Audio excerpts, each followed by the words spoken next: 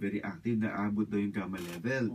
Isa pang pinakamaganda, pag tumatawa ka ng ganito, sabi naman ng isang doktor, Dr. Lieberg, inaaral niya yung laughter for more than 2 decades na. Sabi niya, pag ginawa mo daw yung tamang pagtawa, pati cancer cells mamamatay.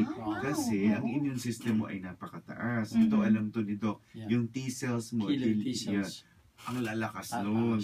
Kaya Mamaru, ang ginagawa ko ngayon, umiikot ako sa mga cancer units.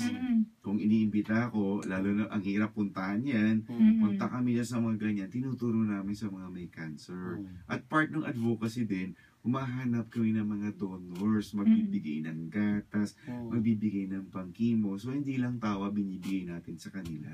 So, bukod dun sa tawa, talagang binibigyan mo sila ng tulong. Kaya naman... Walang choice. Walang choice. Sabi mo kanina, 20 seconds of continuous laughter. Tapos, after that, 20 seconds of breathing. Paano yung breathing technique?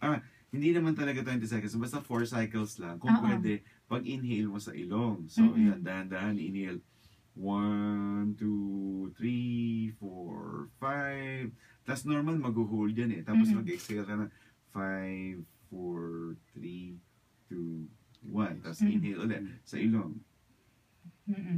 Kasi very calming for the brain, for the basa ganyan. So yung blood pressure mo nagiging very stable.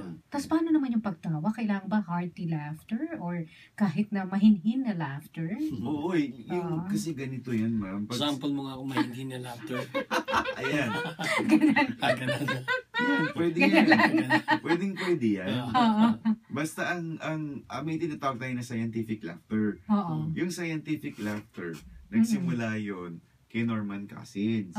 Si Norman Cousins, nagkaroon siya ng rare na spinal column disease. Doc, paano ba i-pronounce? Ankylosing o ankylosing? Ankylosing. O ankylosing spondylitis.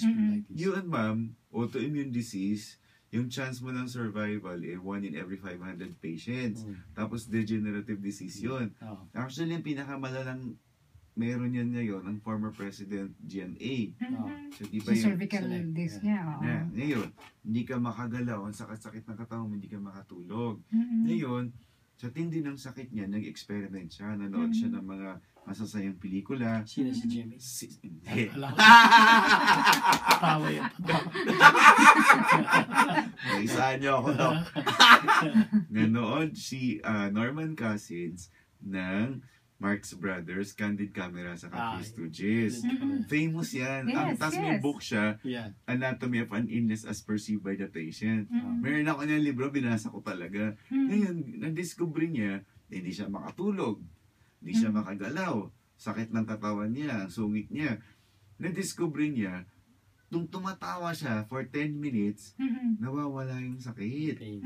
Tapos, Doc, di ba nangyari? Nakatulog siya. Yun yung pinaproblema niya, ilang araw hindi siya nakakatulog. Ngayon, ito na ngayon. Paggising niya, masakit na naman.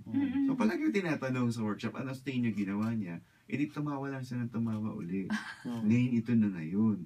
Yung doctors niya na-prove na gumaling siya sa ankylosing spondylitis na yon dahil lang sa pagtawa. Nandun sa librong yun. Anatomy of an Illness as Perceived by the Patient. Ngayon, pag tinanong natin ng mga doktor, bakit? Kasi pag tumatawa ka, yung endorphins, natural opiate yun. Kaya Miss Maru, nakakaalis ng pain.